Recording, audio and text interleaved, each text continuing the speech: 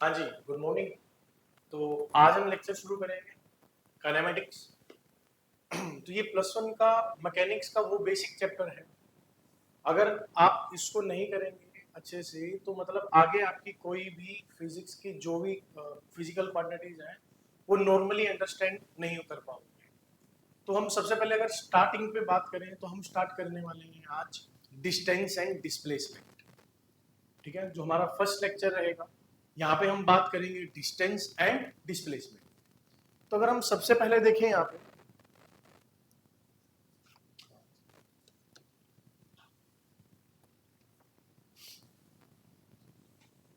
देखिए अगर आप देखें तो आज हमने पढ़ना है जो हमारी फर्स्ट यूनिट है जिसे हम बोलते हैं काइनामेटिक्स।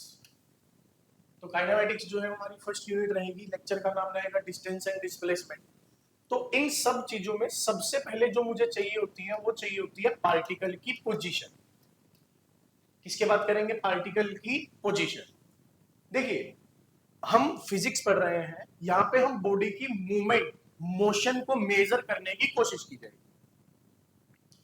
इन सबको अगर मेजर करना है तो सबसे पहले आपको उस बॉडी की पोजीशन को स्पेसिफाई करना। क्लियर? पोजीशन। तो सबसे पहले पोजीशन, अगर मैं आपसे पूछूं कि पोजीशन को कैसे डिफाइन करते हैं, व्हाट इज पोजीशन, कैसे करोगे? तो सबसे पहले तो आपको ये पता होना चाहिए कि how to find out position of the body.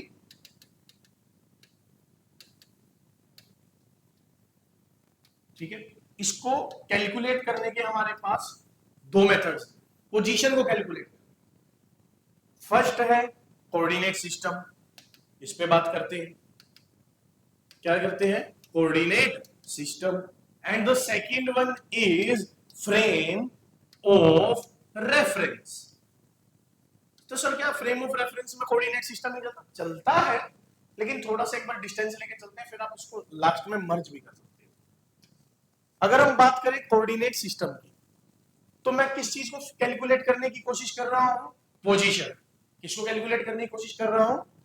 अगर पोजीशन को टाइम के रिस्पेक्ट में कैलकुलेट कर दिया, change in position with respect to time, तो क्या आ जाएगी? वेलोसिटी। वेलोसिटी को विद रिस्पेक्ट टू टाइम कर दिया, क्या आ जाएगा? एक्सीलरेशन। एक्सीलरेशन से क्या फाइंड आउट किया जा सकता है? फोर्स। फोर्स से क्या निकाल देगा? Work done. वर्क डन से क्या निकल के आएगी? एनर्जी। ये लाइन में लग गए। करेक्ट? तो हमें सबसे पहले क्या चीज चाहिए? Force, sorry position. क्या चाहिए होगा हमें सबसे पहले? पोजीशन।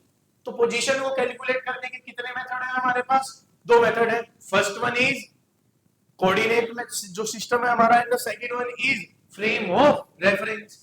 तो हम एक एक करके इनको लेते हैं। तो सबसे पहले हम बात करते हैं कोऑर्डिनेट सिस्टम। अगर आप कोऑर्डिनेट सिस्टम को पढ़े, आपने क्लास 10th में इसके ऊपर पूरी ज्योमेट्री पर डाली थी, कोऑर्डिनेट ज्योमेट्री जिसे आप बोल रहे थे, है ना? तो मान लेते हैं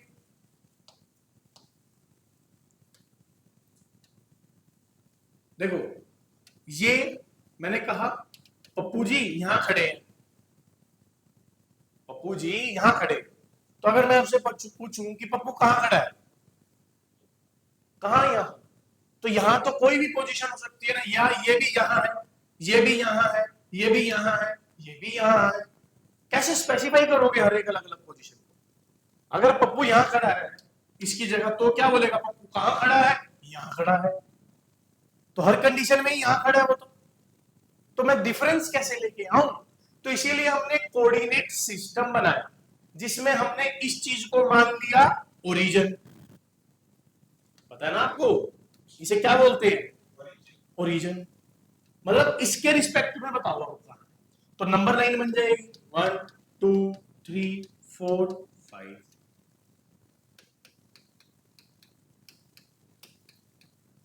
अच्छा सुनो, अब देखो, अब मैं कह रहा हूं कि पप्पू यहां, पप्पू कहां खड़ा है? थर्ड यूनिट में। अगर हम एक्स एक्सिस में बात कर रहे हैं तो थर्ड यूनिट। और अगर आप इसका मेरे को कोऑर्डिनेट बता पाओ, क्या कोऑर्डिनेट आएगा इसका? 3,0, एक्स को वाई लिखते हैं 3,0। और अगर ये यहां से यहां आया तो क्या लिखूंगा? 4, तो अगर मैं कहूं इस कंडीशन में पप्पू कहां खड़ा था 3, 0, इस कंडीशन में पप्पू कहां खड़ा था 4, 0, लेकिन इस कंडीशन में यहां और यहां कहां खड़ा था, तो दोनों जगह आंसर आ गए थे, यहां खड़ा था, वहां डिफरेंस नहीं बता पा रहा था मैं, लेकिन इस कंडीशन में क्या बता पा रहा हूं मैं आपको, डिफरेंस कि पोजीशन क्या चीज है, यहां से यहां आया मैं, तो वो कोऑर्डिनेट पे डिपेंड करेगा कि आपको कहीं ना कहीं एक ओरिजिन मानना पड़ेगा, आप एक ओरिजिन मान लीजिए, ठीक है, वो 0 उसके रिस्पेक्ट में ही आप 1 2 3 4 कर रहे हो, ओरिजिन के रिस्पेक्ट में ही तो 1 2 3 4 हो रहा है, तो आप ओरिजिन लिया तो ऐसे कर दिए, यहां तक गेम समझ आ गई, कोई दुविधा सुविधा, चलिए ये कौन सी एक्सिस होती है मेरे पास, ये कौन सी एक्सिस है मेरे पास, वाई एक्सिस, कोई प्रॉब्लम, चलो अब एक चीज बताए, पप्पू जी यहां खड़े थे, क्या लिखूं, कहां खड़े थे 2, 3, मतलब एक्स एक्सिस में कितना जाना है 2 यूनिट्स और वाई एक्सिस में कितना जाना है 3 यूनिट्स, और वो कह रहा हूं मैं यहां से यहां आगे चलते चलते, यहां पर आगे चलते हुए क्या लिखूंगा 4, 1, तो मैं पूछ रहा हूं अब आपसे इस कंडीशन में कि डिस्प्लेसमेंट कितना, क्या पूछा, डिस्प्लेसमेंट, डिस्प्लेसमेंट क्या होता है, change in position, change in position, तो आप कोऑर्डिनेट से डिफाइन कर रहे हो, जब तक कोऑर्डिनेट सिस्टम नहीं होगा तब तक पोजीशन डिफाइन नहीं होगी, और जब तक पोजीशन डिफाइन नहीं आएगी चेंज इन पोजीशन नहीं पता चलेगा, और जब तक चेंज इन पोजीशन पता नहीं चलेगा तब तक वेलोसिटी नहीं आएगी, वेलोसिटी नहीं आएगी तब तक एक्सेलरेशन नहीं आएगी, एक्सेलरेशन नहीं आएगी तब तक फोर्स नहीं आएगा, तब तक वर्क नहीं आएगा, तब तक सारों में फंसोगे, तो सारी गेम कहां से सेट हो रही है, कोऑर्डिनेट सिस्टम से, और ये हमारा वीक पॉइंट रहता है और हम सब में फंसे हुए हैं, तो कोऑर्डिनेट सिस्टम को हम मतलब परफेक्ट करेंगे, आपने पढ़ रखा 10th में, इसीलिए तो पढ़ाया था, अब देखिए चेंज इन पोजीशन, तो चेंज इन पोजीशन कैसे लिखी जाएगी, final position minus initial position, final position minus, अच्छा सुनिए फाइनल पोजीशन कितनी थी 4, 1, इनिशियल पोजीशन कितनी थी 2, 3, अब मुझे चेंज इन पोजीशन बनाना मतलब डिस्प्लेसमेंट, तो कैसे कैलकुलेट करेंगे, डिस्टेंस फॉर्मूला, अरे आपने डिस्टेंस फॉर्मूला पढ़ा, ये क्या हो गया आपके लिए x1 y1 और ये हो गया आपके लिए x2 y2, क्या है डिस्टेंस फॉर्मूला, क्या था x2 माइनस x1 का whole square plus y2 minus, लीजिए तो इनके बीच का क्या निकल के आ जाएगा डिस्टेंस, देखिए 2 माइनस 4 माइनस 2 का square plus y2 that is 3 minus 1 2 का स्क्वायर, माइनस 2 का स्क्वायर कितना आता है जी 4 या माइनस 4, अगले का भी 4, आंसर आ गया √8। अब सोचो सोचो अगर मैं इस पोजीशन को डिफाइन नहीं करता, मैं कहता यहां से यहां गया, ये आंसर आता, आप कहते सर ये यहां से यहां गया, कोई स्पेसिफिक वर्जन आपका बोलने का नहीं है, मतलब आप मैथ्स यूज नहीं कर सकते यहां से यहां तक, उसमें कोई मैथमेटिक्स कोई नंबर दे रहे हो क्या आप, नंबर तो नहीं दे रहे हो, तो यहां से यहां तक ही हो गया वो तो बस, तो इसीलिए आप इस चीज को सीखते हो, दैट इज कोऑर्डिनेट सिस्टम। एक चीज देखिए, अब इस 2, 3, 4, 1 को डिफाइन करने के डिफरेंट मेथड है, यही समझ लो, डिफरेंट टाइप के मेथड है हमारे पास इसको करने के लिए, आगे चलते हैं फिर ये रहे, चलो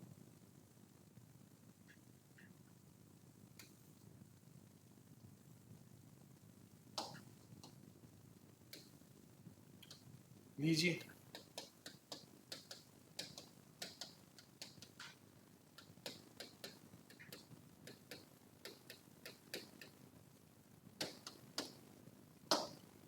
मैं कह रहा हूं position of the particle 1, position of the particle 1 ये रही, यहां से, कहां से, ओरिजिन से कितनी दूरी पे, क्या कोऑर्डिनेट बनेंगे इसके, 2,3। ठीक है, चलो इसको यूं समझते हैं, मान लेते हैं ए पर्सन, ए या O person, A person, B person. ठीक है, मैं कह रहा हूं आप मुझसे 10 मीटर के डिस्टेंस पे हो, आप मुझसे 15 मीटर के डिस्टेंस पे, आप मुझसे आप दोनों का डिस्टेंस कितना है, नहीं आएगा, अलग भी हो सकता, ये तो मेरे से आता ना, हम, आपको पता है कि हम एक लाइन में ही खड़े हैं, तब आता, देखो जैसे मान लो ये ओ पर्सन था, ये ए था और ये बी था, है ना। अब मैंने कहा आप कितने थे, 10 थे, आप कितने थे, 15, तो ये बचा, आपने कहा कि हम दोनों 5 में हैं, आपका इस हिसाब से तो आंसर ठीक है। तो क्या हर बार आप स्ट्रेट ही हो गए क्या पता बी पोजीशन यहां, तो क्या ये 5 आएगा, यहां गलती हो जाती है, समझ रहे, कहानी समझ में आई, गलती कहां होती है, ये सारे जो हम कोऑर्डिनेट बताते हैं ये किसके रिस्पेक्ट में बताए जा रहे हैं, ओरिजिन, इसीलिए तो आपको ये फॉर्मूला लगाना पड़ा। अरे ये फॉर्मूला क्यों लगाया आपने, डिस्टेंस फॉर्मूला, सीधा ही माइनस करके लिख देते, रूट स्क्वायर क्यों कर रहे हो, क्योंकि ये पाइथागोरस है, आप देख रहे हो यहाँ पे ट्रायंगल बन रहा है, ये पता ये निकालने के लिए पाइथागोरस लगानी पड़ेगी। जो डिस्टेंस फॉर्मूला है ये ले दे के बना तो पाइथागोरस से ही है।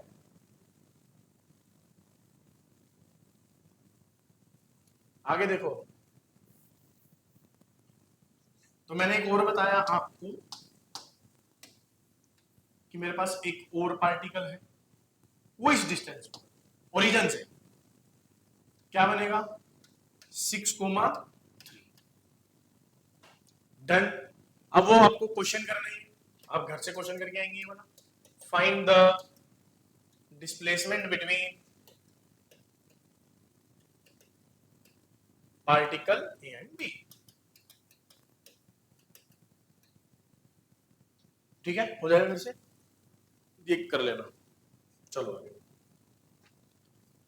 तो आपको कोऑर्डिनेट सिस्टम का अंदाजा है कि कोऑर्डिनेट सिस्टम में हो क्या है, करेक्ट।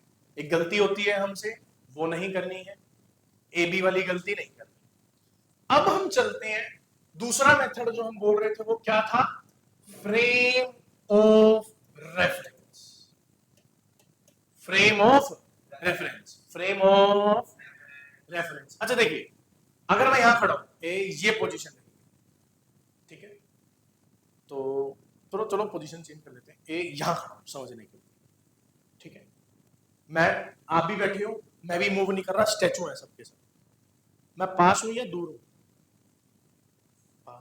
पास हूं या दूर हूं, इसके रिस्पेक्ट में पास है या दूर,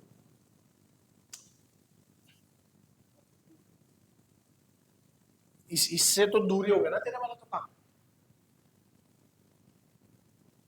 यहां से पास दिख रहा हूं, यहां से दूर दिख रहा हूं। अगर नितेश बोल रहा तो कहेगा नहीं सर तो दूर खड़े हैं, अगर आपसे पूछा जाए तो आप कहोगे नहीं सर तो पास खड़े हैं, तो कौन ठीक है, दोनों ठीक, सर दोनों ठीक है, क्योंकि ये अपने फ्रेम से बता रही है और आप अपने फ्रेम से बता रहे हो, और हम कोऑर्डिनेट सिस्टम में कौन सा फ्रेम लेते थे, ओरिजिन का। फ्रेम ऑफ रेफरेंस मतलब आप किसके रिस्पेक्ट में बता रहे हो भाई, क्योंकि पूरी फिजिक्स किसी ना किसी के रिस्पेक्ट में चलती है, ऐसे कैसे बताओगे कि ये ताकतवर है, किसी के रिस्पेक्ट में बताया जाएगा, कि ये वीक है, किसी के रिस्पेक्ट में बताया जाएगा, पूरी फिजिक्स रिस्पेक्ट में चलती है। जब हमने कहा कि कोऑर्डिनेट सिस्टम में जाना है, तो कोऑर्डिनेट सिस्टम में अगर आप जा रहे हो तो आपका रेफरेंस क्या हो गया, ओरिजिन, क्या हो गया, लेकिन फ्रेम ऑफ रेफरेंस क्या है? फ्रेम ऑफ रेफरेंस में आप किसको फ्रेम लोगे? जहां पे आप खड़े हो, जहां पे आप खड़े हो। जैसे कि फॉर एग्जांपल एक गाड़ी जा रही है बढ़िया मस्त, और आप बढ़िया रोड पे खड़ा होकर देख रहे हो।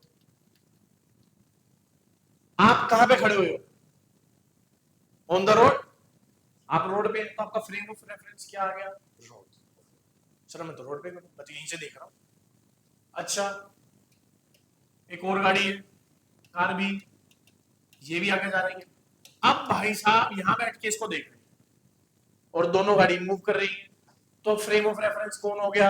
Car B. Car B is the frame of reference.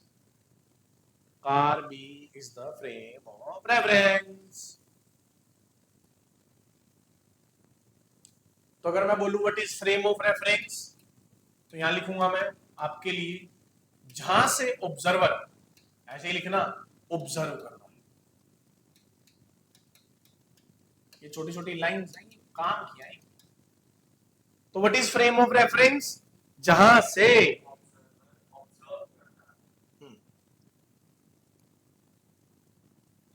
Done. अब क्या है कि इनमें दोनों कार मूव करती है ना, तो हम यहाँ पे रिलेटिव मोशन का यूज करते हैं, that is relative velocity, relative acceleration, relative, क्योंकि दोनों चीजें मूव कर रही हैं। अगर आप इन दोनों को देखोगे तो कौन मूव कर रहा है? ओनली कार ए। लेकिन अगर इन दोनों को देखोगे तो दोनों मूव कर रहे हैं। आप एक पे बैठ के, मतलब आप उस गाड़ी पे बैठे हो जो मूव कर रही है, तो यहाँ पे रिलेटिव मोशंस की गेम को खेला जाता है। तो अगर आपसे पूछा जाए क्या सर पोजीशन कैलकुलेट करना इंपॉर्टेंट है? यस सर, क्योंकि जब तक पोजीशन नहीं आएगी तब तक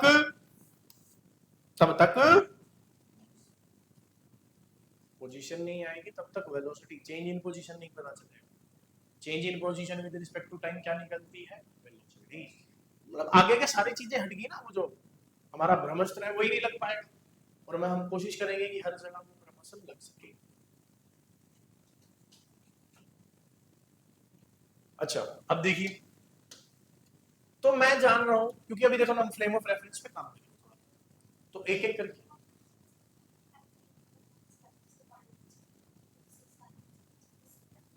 एक्यूरेट है। हमने यही ट्रिक सीखी कि कैसे एक्यूरेट डाले जाए बिना ओरिजिन वाले, यही ट्रिक सीखेंगे। अब सुनिए, हम कोऑर्डिनेट सिस्टम पे थोड़ा सा काम करते हैं। अगर मैं कोऑर्डिनेट सिस्टम की बात करूं, तो कोऑर्डिनेट सिस्टम में हम कितने कोऑर्डिनेट लेके चलते हैं? मेनली 3।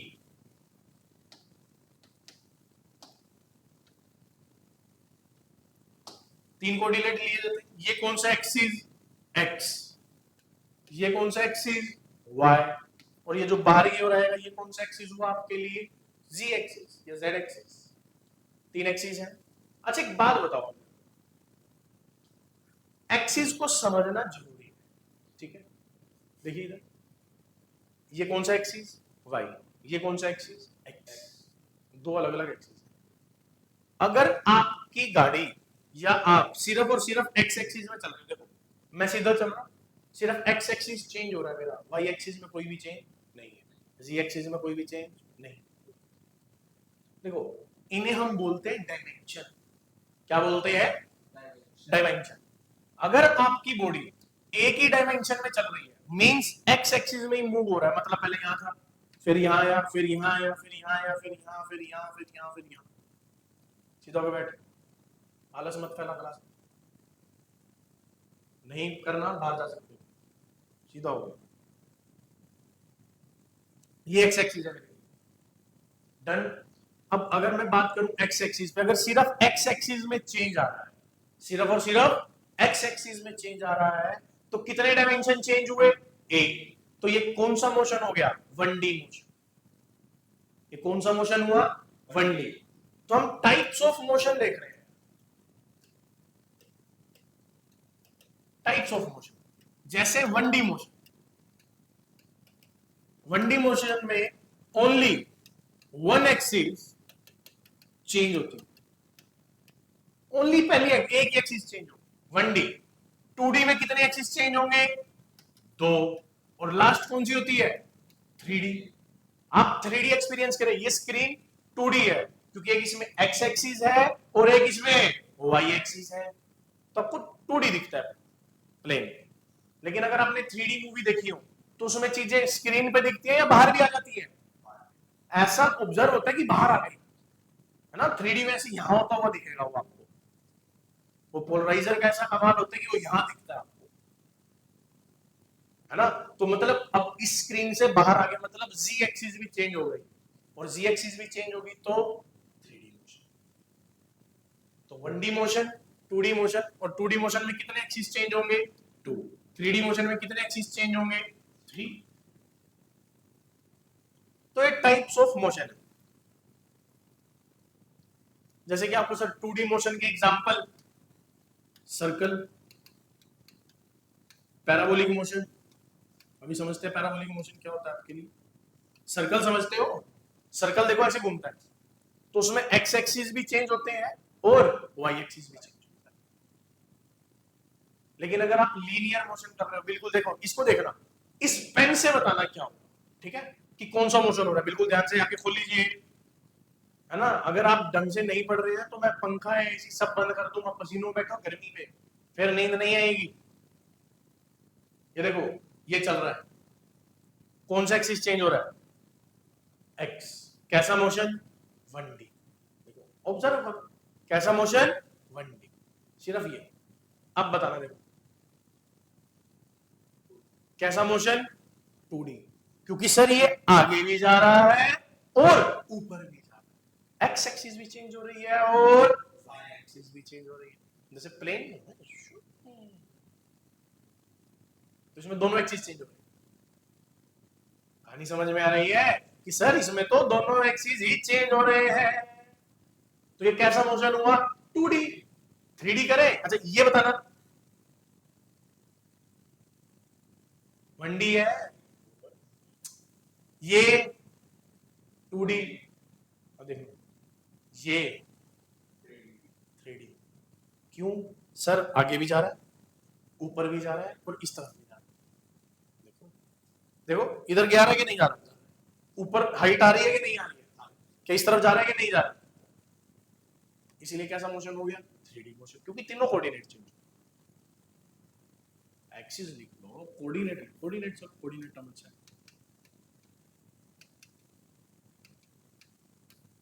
तो हमारे पास 3 टाइप्स के मोशन, 1D, 2D और 3D।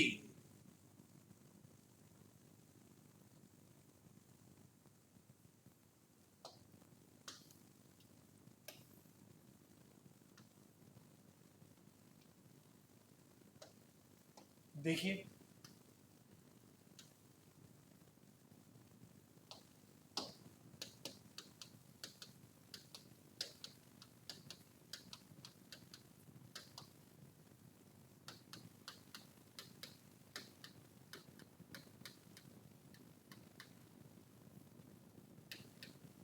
चलो मैं आपको ना एक बढ़िया काम कराता हूँ, आप पूरी फील लेके करना उसको कि हो क्या रहा है। जैसे आपने पोजीशन में पता चला ना कि पोजीशन सर यहाँ यहाँ बोलने से अच्छा कोऑर्डिनेट सिस्टम बना के उसको चेंज करके देख, है ना। तो आपको पता चला कि कोऑर्डिनेट सिस्टम बनाया क्यों गया, क्योंकि उसके बिना काम नहीं हो रहा था। अब सुनना ध्यान से, अब आपकी क्लियर, बिल्कुल क्लियर करता हूँ।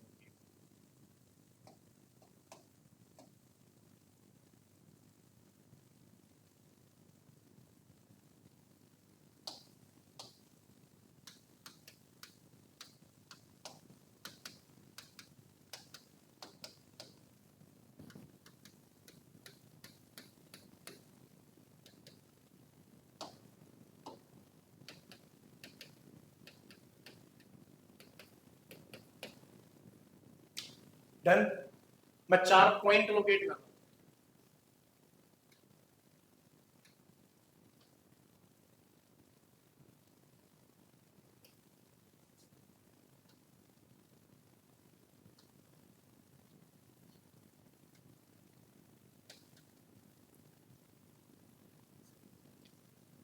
पॉइंट्स दिख रहे हैं आपको?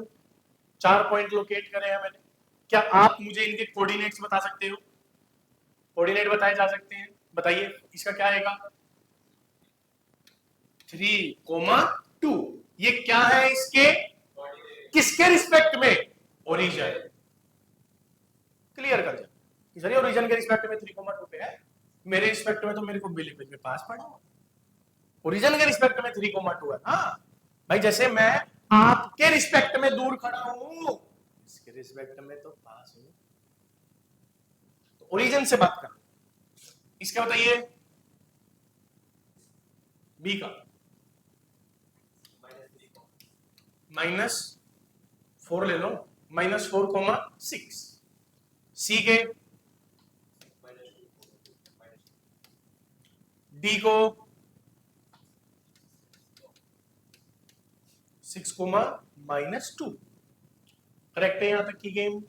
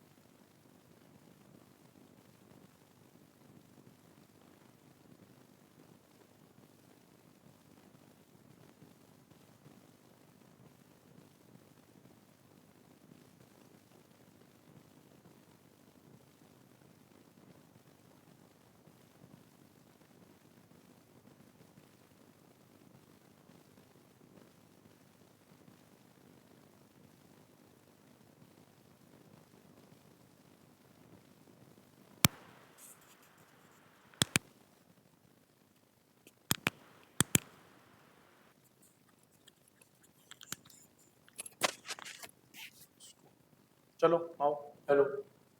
देखिए इधर, अगर हम बात करें इन कोऑर्डिनेट्स की, तो इन कोऑर्डिनेट्स को शो करने का एक और तरीका होता है, जैसे 3,2, 3,2। अब एक बात बताइए, ये कौन सी एक्सिस है, एक्स एक्सिस। ये कौन सी एक्सिस है, ये कौन सी एक्सिस है, -y। और ये कौन सी एक्सिस है, -x। अब एक ध्यान रखिए, हम x एक्सिस को डिनोट कर सकते हैं एक और से, जिसे हम बोलते हैं i। क्या बोलते हैं, i। y एक्सिस को डिनोट करते हैं j, i j। अब ये चलेंगे आपके। अच्छा, -x को क्या लिखूंगा फिर मैं, -i। और इसको, हाँ ये हो गया -j। है एक्स वाई एक्सिस, अरे नाम चेंज कर दिए भाई, एक्स ही आई है और आई ही एक्स है, कोई दिक्कत ही नहीं। अब एक बात बताओ, अगर मुझे इसको ढंग से लिखना हो तो मैं लिख सकता हूं इसे क्या, कि सर ये 3x में है, मतलब x क्या डिनोट कर रहा है यहां पे, मुझे x क्या डिनोट कर रहा है कि कौन से एक्सिस पे x लगा, ये वेरिएबल वाला x नहीं है भाई 3x, x की वैल्यू पुट कर दो, नहीं नहीं नहीं, ये x कौन सा है, डायरेक्शन वाला। x कौन सा है, ये डायरेक्शन वाला। इसीलिए इन्होंने x को कंफ्यूजिंग हो रहा था कि सर ये हमें कैसे पता चलेगा कि वेरिएबल वाला है कि डायरेक्शन वाला। उन्होंने कहा x हटाओ, i लगाओ, आई लगाओ। तो ये जो आई है ये इसकी डायरेक्शन है। आई क्या है? इसकी डायरेक्शन। जैसे मैं बोलता हूं कि 100 kilometre per hour towards Delhi, तो वो टूवर्ड्स दिल्ली क्या है? यहां पर डायरेक्शन है। तो ये 3 आई कैप, और साथ में ये 2 के लिए क्या लिखूं? 2J। और क्योंकि ये दोनों प्लस में है तो दोनों के आगे क्या साइन आएंगे? प्लस। तो 3, देखो अब इसको आई कैप बोलेंगे। क्या बोलेंगे? आई कैप। कैप लग गया मतलब ये क्या शो कर रहा है आपको? डायरेक्शन। यूनिट वेक्टर है, डायरेक्शन शो। डन। तो इसके लिए मैंने वेक्टर बना दिया। इसका क्या बना? 2 3 आई कैप प्लस 2 J कैप। क्योंकि सर इसके आगे प्लस लगाने की जरूरत नहीं, लगाना है लगा दो क्योंकि दोनों पॉजिटिव पार्ट कोऑर्डिनेट के अकॉर्डिंग चलो। डन। बी को पकड़ते हैं। क्या लिखूंगा? इसका वेक्टर फॉर्म क्या लिखूंगा? -4 आई कैप प्लस 6 J कैप। बच्चों को ये लिखना तो आता है लेकिन उन्हें पता नहीं कि ये लिख क्यों रहे हैं, कहां से आया। ये दे लिख के आ गया समझ में? That is -4 I cap plus 6 J cap. इसका लिखवाइए -2 आई कैप -2 J कैप। डी का लिखवाइए 6 माइनस। कोई दिक्कत परेशानी दुविधा सुविधा? मींस अगर मैं आपको कोऑर्डिनेट दे दूं तो आप उसको वेक्टर फॉर्म में बदल सकते हो, और अगर मैं आपको वेक्टर दे दूं तो आप उसे कोऑर्डिनेट में बदल सकते हो। कौन सी बड़ी आदत है? जैसे मैंने आपको लिख के दिया 3,2, क्या लिखूंगा वेक्टर फॉर्म में इसको? 6,4,1 क्या लिखूंगा?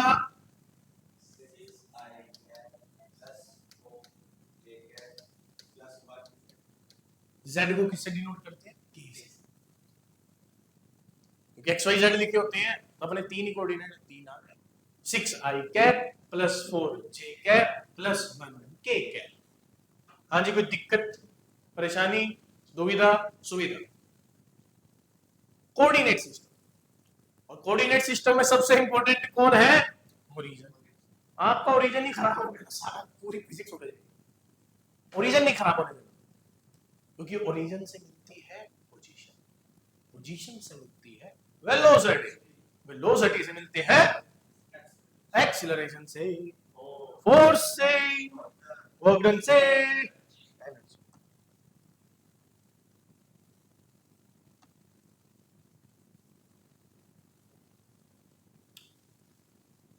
चल सकते हैं आगे। देखो समझने की बात है, समझोगे तो आएगा। तो अब हमारी कहानी शुरू होती है किसकी? डिस्प्लेसमेंट। तो समझिए what is displacement? Final position minus initial position. Means sir what is displacement? Change in position, कि पोजीशन में कितना चेंज आया। और पोजीशन को किसके रिस्पेक्ट में डालोगे? ओरिजिन। करेक्ट। डिस्प्लेसमेंट कैसी क्वांटिटी है दोस्त? वेक्टर क्वांटिटी है। डिस्प्लेसमेंट कैसी क्वांटिटी है? वेक्टर क्वांटिटी है सर। और displacement is does not dependent on path, does not dependent on path.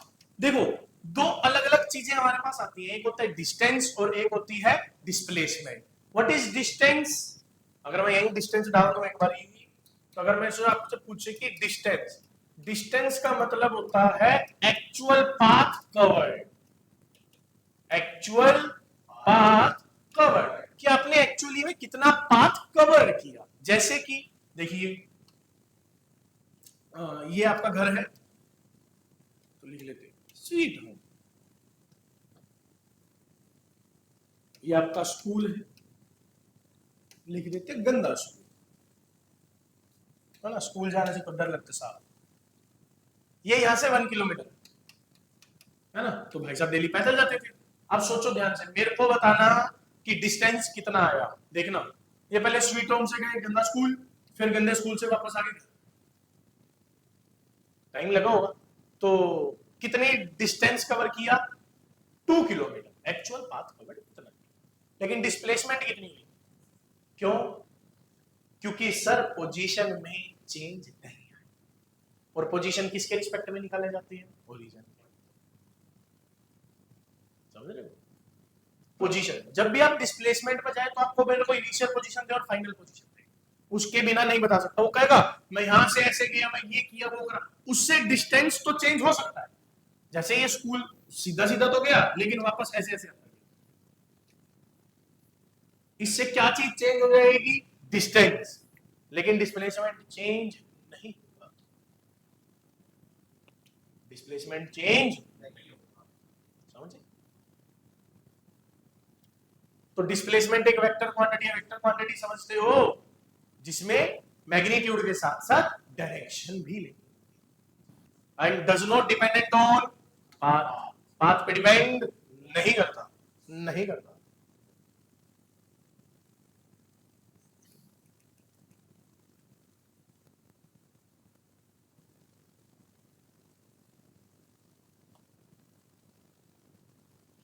अगर आप डिस्टेंस के लिए लिखना चाहें तो उसको हटा देते।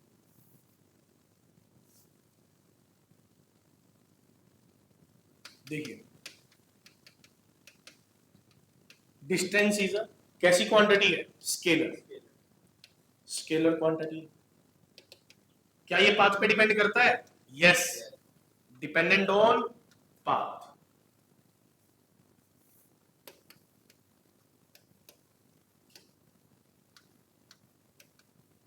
सर ये तो पाथ पे डिपेंड करता है। डन, चलिए आगे।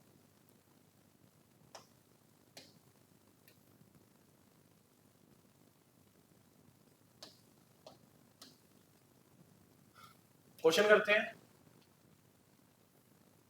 रेडियस दे रखी है मुझे इसकी 14 सेंटीमीटर।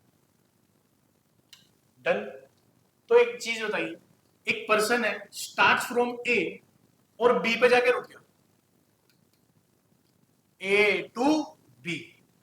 चलो जी आइए, डिस्टेंस कैलकुलेट करके दीजिए, कितना जाएगा? और एक आप क्या कैलकुलेट करके देंगे? डिस्प्लेसमेंट।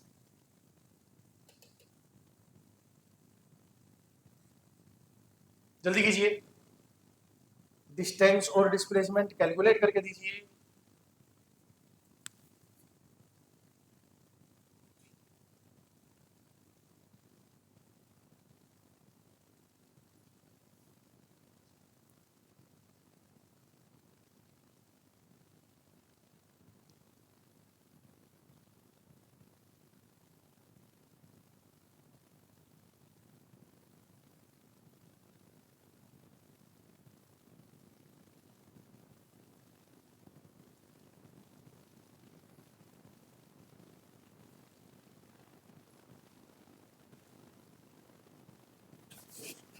जल्दी कीजिए भाई।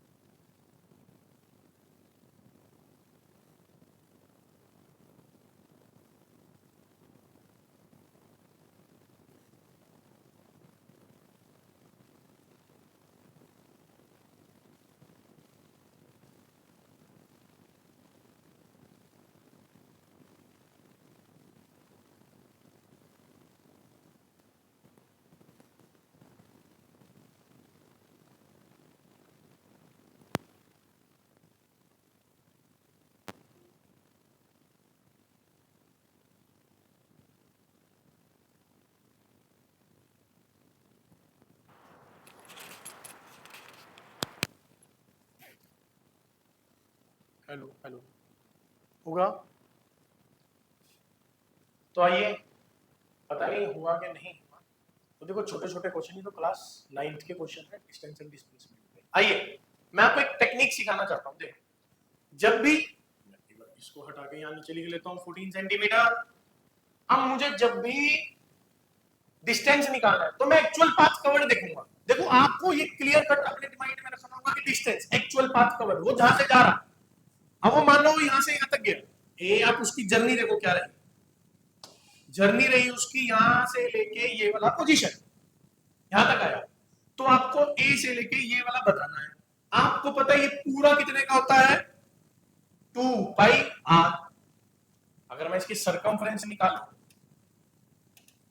तो वो कितनी होती है जी मेरे पास, 2 पाई r। ये पुराने पाप तो करने पड़ेंगे, इसके बिना काम नहीं होगा। तो मैंने कितना कवर किया सर्कल का, 1/4, मतलब ये तो चौथा हिस्सा कवर किया।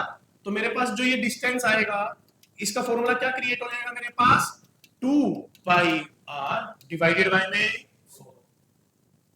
वैल्यू पुट करेंगे आंसर आ जाएगा। समझ आया क्या? अब अगली चीज क्या निकालनी है मुझे, डिस्प्लेसमेंट। क्या निकालनी है, और डिस्प्लेसमेंट में सबसे पहले क्या चाहिए, the distance between final position and initial position. तो पोजीशन फाइंड आउट करो। सर ये रही, ये कैसी पोजीशन है, इनिशियल। सर ये कैसी पोजीशन है, फाइनल। आपको क्या करना है, जब भी इनिशियल फाइनल पोजीशन मिला लीजिए, इन दोनों को मिला लीजिए। ये आपके लिए क्या काम करेगी, डिस्प्लेसमेंट का। ये आपके लिए क्या काम कर रही है, डिस्टेंस का, क्योंकि distance is the actual path covered, लेकिन displacement is not the actual path covered, that is the shortest path. कि आपको सीधा वहां से वहां जाना, कैसे जा सकते हो जल्दी बताओ। तो कुछ नहीं करो, इनिशियल पकड़ो, फाइनल मिलो, स्ट्रेट लाइन से मिला दो, आपके पास आंसर। करेक्ट। तो मुझे ये वाली वैल्यू निकालनी है, ये कितने सेंटीमीटर, ये कितने सेंटीमीटर, पाइथागोरस से लगाओ आंसर आ जाएगा। तो h square is equal to P square plus B square. तो आप करोगे तो h की वैल्यू 14√2 आ जाएगी। कहानी समझ में आई कि किया क्या आपने, क्या करा, ये मेरे लिए डिस्प्लेसमेंट का काम करेगी ये लेंथ, और ये वाली लेंथ किसका काम करेगी मेरे लिए, डिस्टेंस। तो डिस्टेंस टर्म आते ही आपके माइंड में एक चीज आनी चाहिए, और वो क्या है, एक्चुअल पाथ कवर्ड। क्या है जी, actual path covered. And what is displacement, shortest distance. तो छोड़ो अब सीधा यार, कोई डेफिनेशन नहीं पूछता इसे, कोई डेफिनेशन कुछ नहीं। डिस्प्लेसमेंट सर इनिशियल पोजीशन तो फाइनल पोजीशन तो दोनों को स्ट्रेट लाइन से मिला दो, जो उसकी वैल्यू होगी वही आंसर कर सकते हैं। एक क्वेश्चन और करें इसी पे, मैं तो सोच रहा था हो जाए।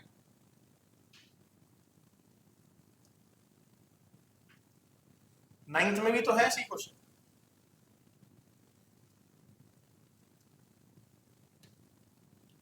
सुनो, डायामीटर दे रखा है 14 centimetre. A person goes from position ए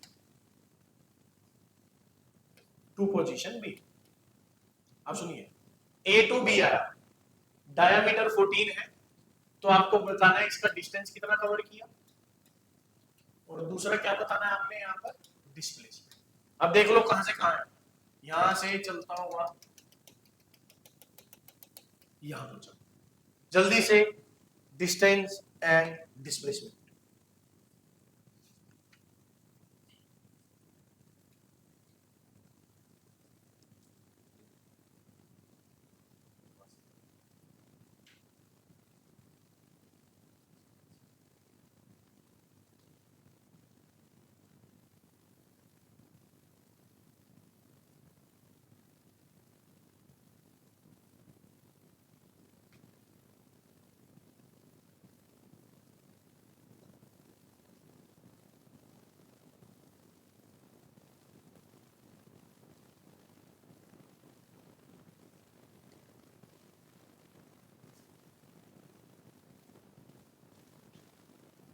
हो गया,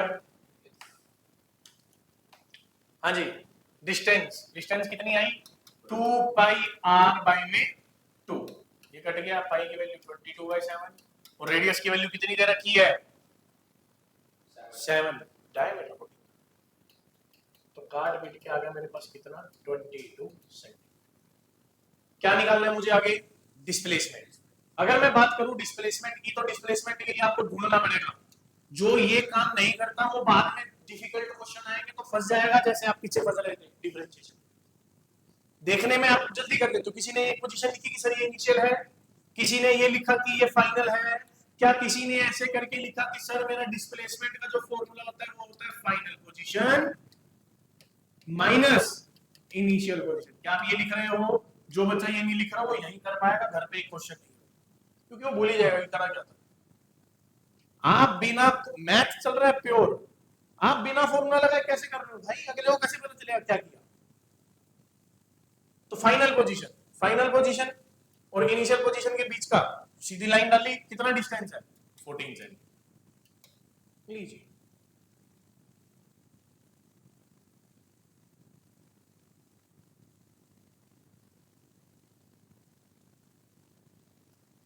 यहां तक की गेम सेट है पक्का, आगे देखिए।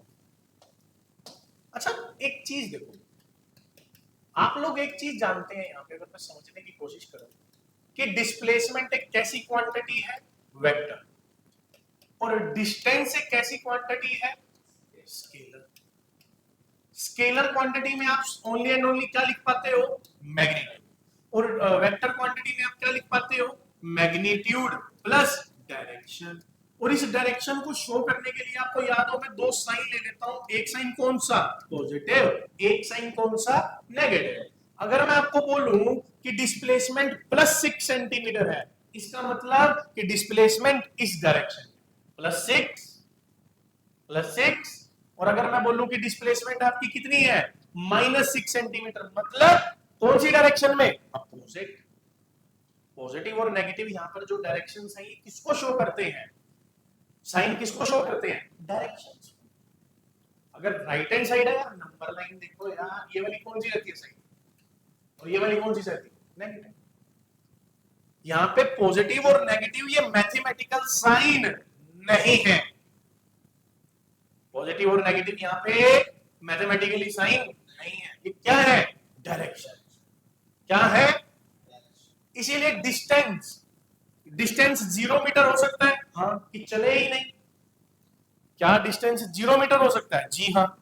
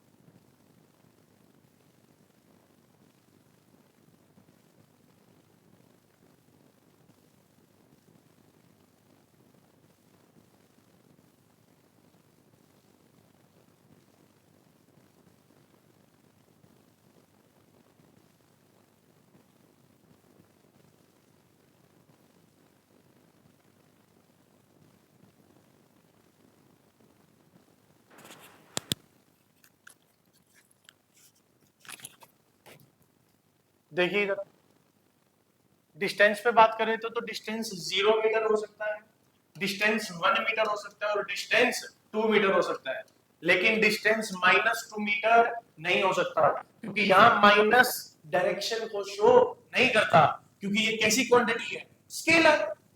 स्केलर में ये माइनस तो फिर मैथमेटिकली माइनस हो गया ना। आपको कौन सा चाहिए, आपको कौन सा चाहिए होगा हमेशा, वेक्टर क्वांटिटी में अगर पॉजिटिव एंड नेगेटिव साइन लगे हुए हैं तो हम बोल सकते हैं कि सर वो डायरेक्शंस पे बात करी जा रही है। लेकिन अगर स्केलर क्वांटिटी में ही अगर आपने साइन नेगेटिव साइन पुट कर दिए तो वो बात तो बिगड़ सकती है। तो इसीलिए हम बोल सकते हैं कि अगर मैं यहां लिखिए कि सर डिस्प्लेसमेंट में बी पॉजिटिव और may be negative, may be positive may be negative and may be zero, क्योंकि डिस्प्लेसमेंट तीनों तरफ से जाती है, पॉजिटिव भी आती है, नेगेटिव भी आती है and third one is zero भी आती है। लेकिन अगर आप बात करें किसकी, डिस्टेंस की, तो डिस्टेंस कैसा हो सकता है सर, डिस्टेंस पॉजिटिव हो सकता है, yes may be positive and the second one is may be zero, लेकिन डिस्टेंस कभी भी नेगेटिव नहीं होता। ये असर्शन रीजन नीट में पूछा हुआ क्वेश्चन है। तो स्टेटमेंट टाइप क्वेश्चंस इस तरह से किए जाएंगे, क्योंकि अगर आप डिस्प्लेसमेंट वेक्टर क्वांटिटी में अगर आप डायरेक्शन शो कर रहे हैं, मतलब पॉजिटिव नेगेटिव लगा रहे हो तो वो डायरेक्शन के लिए है, लेकिन यहां पे तो डायरेक्शन एक्सप्लेन ही नहीं होती, तो अगर साइन लगा रहे हो तो मैथमेटिकली साइन खराब हो जाता है। ठीक है, तो इन दोनों पे ध्यान, ठीक है। और इसी टाइप के कुछ क्वेश्चंस, ये वाले क्वेश्चंस आपको सबसे पहले क्या करने, क्लास 9 मोशन में इस टाइप के बहुत सारे क्वेश्चन वो लगाइए। आपसे यही क्वेश्चन नहीं हो रहे तो अभी तो शुरुआत करनी है, अभी तो जंगल बाकी है, अभी तो डिफिकल्टी लेवल अप करेंगे, ठीक है। तो अब यहां तक प्रैक्टिस कर लीजिए, ये लेक्चर्स के सारे नोट्स यूं पे यूं लिख लीजिए और मिलते हैं आपसे नेक्स्ट लेक्चर में।